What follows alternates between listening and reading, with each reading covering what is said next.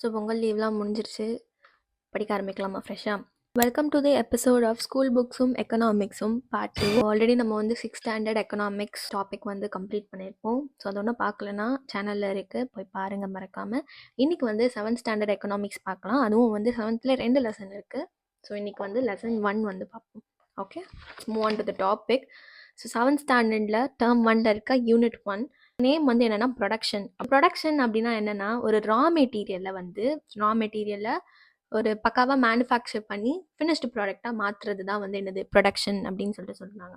So process of changing the raw materials into the finished products is known as production.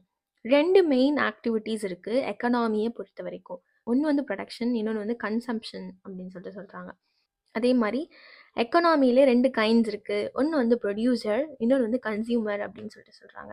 And பேசிக்காக கோர்ட்டில் வந்து என்ன கொடுத்துருந்தாங்க அப்படின்னா, in economy all are consumers but not all producers அப்படின்னு சொல்லியிருக்காங்க.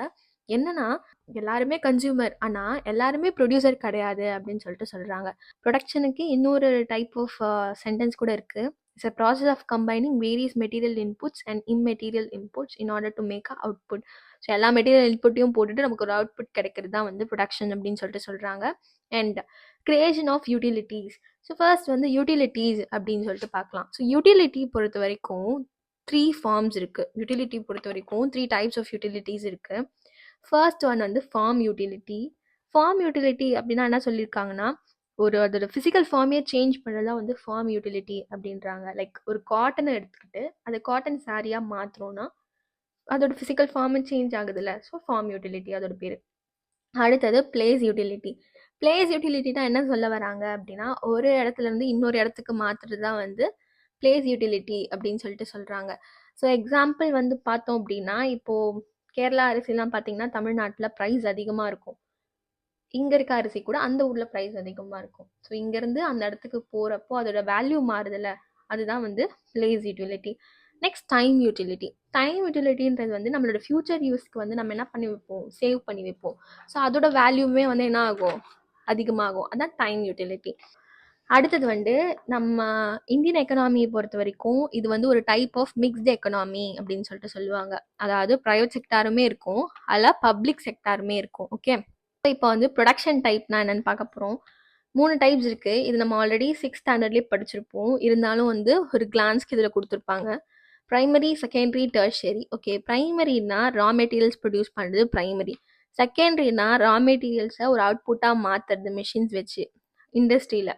So அது வந்து செகண்டரி. டெர்ஷரி அப்படின்னா சர்வீஸ், பேங்கிங், ட்ரேடிங், கம்யூனிகேஷன் இதெல்லாமே டெர்ஷரியில் வரும். ஓகே, இதோட ஃபுல்லாக ஒன்றும் புரியலை அப்படின்னா போயிட்டு 6th ஸ்டாண்டர்ட் எக்கனாமிக்ஸ் டாபிக்ஸ் இருக்கும், அதில் போய் பாருங்கள், பார்ட் 1 அது.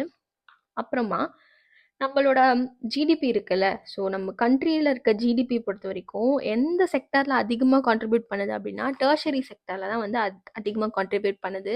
ஸோ நான் அந்த ரெட் கலரில் எழுதியிருக்கிறது எல்லாமே வந்து இம்பார்ட்டண்டான பாக்ஸில் கொடுத்துருக்க பாயிண்ட் தான் வந்து ரெட் கலரில் எழுதியிருக்கேன். ஃபேக்டர்ஸ் ஆஃப் ப்ரொடக்ஷன் 2 ஃபேக்டர்ஸ் இருக்குது, ப்ரைமரி, செகண்டரி. செகண்டரிக்கு 2 பேர் இருக்குது, டிரைவ்ட் இல்லைனா மாடர்ன் ஃபேக்டர் ஆஃப் ப்ரொடக்ஷன் அப்படின்றாங்க. ப்ரைமரியில் பார்த்தோன்னா லேண்ட், லேபர். செகண்டரியில் பார்த்தோன்னா கேபிட்டல், ஆர்கனைசேஷன் இல்லைனா ஆண்டர்பிரினர்ஷிப். ஓகே, இப்போ ஃபர்ஸ்ட் வந்து ப்ரைமரி ஃபேக்டர் பார்க்கலாம். ப்ரைமரி ஃபேக்டர் பொறுத்த வரைக்கும் 2 சொன்னேன் இல்லையா, லேண்ட் ஒன்று, லேபர் ஒன்று. ஜஸ்ட் இதெல்லாம் வந்து சிம்பிள் தான், ஞாபகம் வச்சுக்கோங்க, அது போதும். இது ஒரு kind of factor of production. லேண்டுக்கு என்னென்ன கேரக்டரிஸ்டிக்ஸ்லாம் இருக்குது. ஸோ லேண்ட் வந்து என்ன, நம்ம நேச்சர் கொடுத்த ஒரு ஃப்ரீ கிஃப்ட் அண்ட் வந்து fixed in supply. Land is imperishable, அதாவது லேண்டுக்கு வந்து அழிவே கிடையாது. இது ஒரு primary factor of production. Land வந்து எந்த இடத்துலையும் நகராது, immovable, some original, indestructible powers அதுக்கு இருக்குது. அண்ட் டிஃபர்ஸ் இன் ஃபர்டிலிட்டி, ஒரு லேண்ட்லுக்குமே வந்து ஃபர்டிலிட்டி டிஃபர் ஆகும். இதெல்லாம் வந்து கேரக்டரிஸ்டிக்ஸ் ஆஃப் லேண்ட். ஓகே, ஞாபகம் வச்சுக்கோங்க. இப்போ செகண்ட் ப்ரைமரி ஃபேக்டர் என்னன்னா லேபர். லேபர்ன்றது வந்து ஹியூமன்ஸ், ஒரு ப்ரொடக்ஷன் ப்ராசஸ்க்கு ஹியூமன்ஸ் யூஸ் பண்ணுவாங்கள்ல, அதுதான் வந்து லேபர். இது ஒரு பாக்ஸ் பாயிண்ட். ஆல்ஃப்ரெட் மார்ஷல் அப்படின்ற ஒருத்தர் வந்து லேபர் அப்படின்னா என்ன அப்படின்னு சொல்லிட்டு டிஃபைன் பண்ணியிருக்காரு.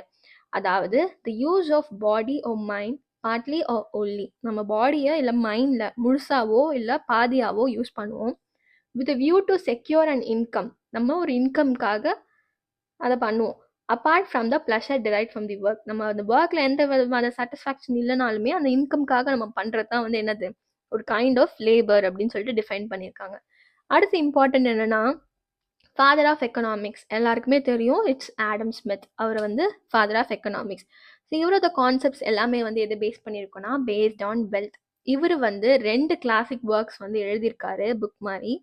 ஒன்று வந்து 1759 வந்து பப்ளிஷ் பண்ணியிருக்காங்க, the theory of moral sentiments அப்படின்னு சொல்லிட்டு. அடுத்தது 1776 வந்து பப்ளிஷ் பண்ணியிருக்காரு, and inquiry into the nature and causes to the wealth of nation. என்ன, theory of moral sentiments 1759 and inquiry into the nature and causes of the wealth of nation 1776 வந்து publish பண்ணியிருக்காரு. Okay, இதெல்லாம். இப்போ characteristics of லேபருக்கு வருவோம். லேபர்ன்றது வந்து extend, cannot be stored. அதை வந்து நம்ம ஒன்ஸ் வந்து லாஸ் பண்ணிட்டோம் அப்படின்னா லேபரை வந்து திருப்பி பெறது வந்து நம்மளுக்கு ரொம்ப கஷ்டமானது. அண்ட் ஒரு ஆக்டிவ் ஃபார்ம் ஆஃப் ப்ரொடக்ஷன் வந்து என்னது, லேபர் அப்படின்னு சொல்கிறாங்க. Labour is not homogeneous. Okay, and labour வந்து மூவபிள், லேண்ட் மாதிரி இம்மூவபிள் கிடையாது. இப்போ அடுத்தது என்ன பார்த்தோம் அப்படின்னா, டிவிஷன் ஆஃப் லேபர். இதை வந்து யார் ஒருத்தர் சொல்லியிருக்காரு அப்படின்னா, ஆடம் ஸ்மித் 2 புக்கு எழுதியிருக்காரு இல்லையா, அதுதான் second book, and inquiry into the nature and causes of the wealth of the nation 1776 எழுதியிருக்காரு சொன்னேன் இல்லையா. அந்த புக்கில் வந்து டிவிஷன் ஆஃப் லேபரை பற்றி அவர் எக்ஸ்பிளைன் பண்ணியிருப்பாரு. என்ன கொடுத்துருப்பாரு, dividing the process of production and assigning it to set of labours. So ஒரு ப்ரொடக்ஷன், நீ பேக்கிங் பாரு, நீ டிஸ்ட்ரிபியூஷன் பாரு, அந்த மாதிரி வேலையை வந்து பிரித்து கொடுக்கறது தான் வந்து டிவிஷன் ஆஃப் லேபர் அப்படின்னு சொல்லிட்டு சொல்கிறாங்க. ஓகே, இதில் புதுசாக ஒன்று கொடுத்துருக்காங்க, என்னன்னா merits and demerits of labour அப்படின்னு சொல்லிட்டு. மெரிட்ஸ்னா advantage, okay, improves the efficiency of labour when doing repeatedly.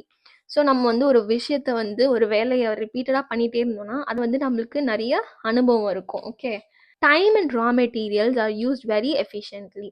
நம்மளுக்கு ரிப்பீட்டடாக பண்ண எவ்வளோ அளவு தேவை, எவ்வளோ டைம் எடுக்கும் நம்மளுக்கு கெஸ் பண்ண முடியும் நம்மளால். And use of modern machinery. Demerits என்ன அப்படின்னு சொல்லிட்டு பார்த்தோன்னா, நம்ம ஒரே வேலையை திருப்பி திருப்பி திருப்பி செய்யும் போது என்ன ஆகும், நமக்கு வந்து மோனோட்டோனஸ் அண்ட் ஸ்டேல். அது வந்து என்ன பண்ணும், ஒரே வேலையை செய்கிறோமா ஒரு மாதிரி இருக்கும். ஓகேவா, அண்ட் நேரோ ஸ்பெஷலைசேஷன். அந்த வேலையை மட்டும்தான் நமக்கு வந்து நல்லா தெரியும். இப்போ நான் இந்த வேலையை விட்டுட்டு வேறு வேலைக்கு போகிறேன்னா எனக்கு வேறு எதையும் தெரியாத மாதிரி ஆகிடும். ஸோ இதனால் அன்எம்ப்ளாய்மெண்ட் லீட் ஆகும். ரிடக்ஷன் இன் சாட்டிஸ்ஃபேக்ஷன். ஒரே வேலை செய்கிறதுனால நான் பேக்கிங் மட்டும் தானே பார்த்தேன், நான் ஒன்றும் அந்த ப்ராடக்ட்டை டெவலப் பண்ணலையே, அந்த மாதிரி ஒரு கைண்ட் ஆஃப் சாட்டிஸ்ஃபேக்ஷன் இல்லாமல் இருக்கும். ஓகே, அடுத்தது பார்ப்போம். ப்ரைமரி ஃபேக்டர் முடிஞ்சது, அடுத்தது செகண்டரி ஃபேக்டர். செகண்டரி ஃபேக்டரில் ஃபர்ஸ்ட் இஸ் கேபிட்டல். கேபிட்டல்னால் என்ன, மணி தான். ஸோ இங்கே என்ன சொல்ல வராங்கன்னா, all wealth is not capital but all capital is wealth அப்படின்றாங்க. அதாவது எல்லா வெல்த்துமே வந்து கேபிட்டல் கிடையாது, ஆனால் எல்லா கேபிட்டலுமே வந்து வெல்த்து தான் அப்படின்னு சொல்லிட்டு சொல்கிறாங்க. இங்கே அதே மாதிரி ஆல்ஃப்ரெட் மார்ஷல் என்ன சொல்ல வராருன்னா, capital consist of those kind of wealth other than free gift of nature which yield income. So nature கொடுத்த ஃப்ரீ கிஃப்ட்டு அது தவிர்த்து இருக்கிறது தான் வந்து அது இல்லாமல் இருக்க வெல்த் தான் வந்து என்னது, கேபிட்டல். நேச்சர் இதெல்லாம் வந்து நம்ம வந்து கேபிட்டலாக எடுத்துக்க கூடாது அப்படின்னு சொல்லிட்டு சொல்கிறாங்க. ஓகே, ஸோ இப்போ 3 kinds of forms of capital இருக்குது. ஒன்று வந்து physical capital or material resource அப்படின்றாங்க. அடுத்தது money capital or monetary resource அப்படின்றாங்க. Human capital or human resource. So first physical capital or material resource அப்படின்னா என்னென்னு பார்ப்போம். ஸோ ஃபிசிக்கல் இல்லை மெட்டீரியல்னாலே ஏதோ ஒரு மிஷின், டூல்ஸ், பில்டிங், ஃபிசிக்கலாக இருக்கிறது எல்லாமே ஃபிசிக்கல் கேபிட்டலில் வரும். மணி, மானிட்டரி ரிசோர்ஸஸ், அதாவது மணி கைண்ட் ஆஃப் சம்மந்தப்பட்டது எல்லாமே மணி கேபிட்டல் ஆர் மானிட்டரி ரிசோர்ஸஸில் வரும். பேங்க் டெபாசிட், ஷேர், செக்யூரிட்டிஸ், இது எல்லாமே வந்து மணி கேபிட்டலில் வரும். ஹியூமன் கேபிட்டல் என்னன்னு பார்த்தோம் அப்படின்னா, investment in education, training, wealth, இது எல்லாமே ஹியூமன் கேபிட்டலில் வரும்.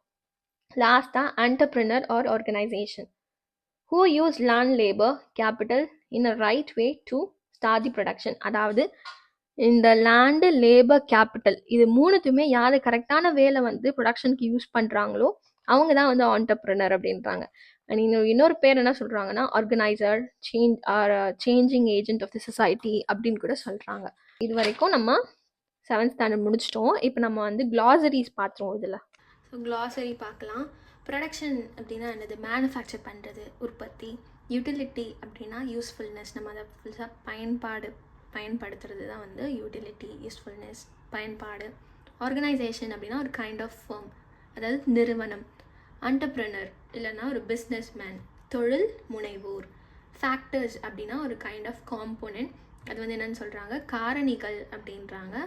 டிவிஷன் அப்படின்னா பிரிக்கிறது, டிவைடிங், பகுப்பு அப்படின்றாங்க. ரிசோர்ஸஸ் அப்படின்னா அசெட், வளங்கள். ஓகே, மோர் அப்டேட்ஸ்க்கு ஃபாலோ மை பேஜ். இன்னும் நிறைய வீடியோஸோட வரேன். Until then next episode, tata பாய்.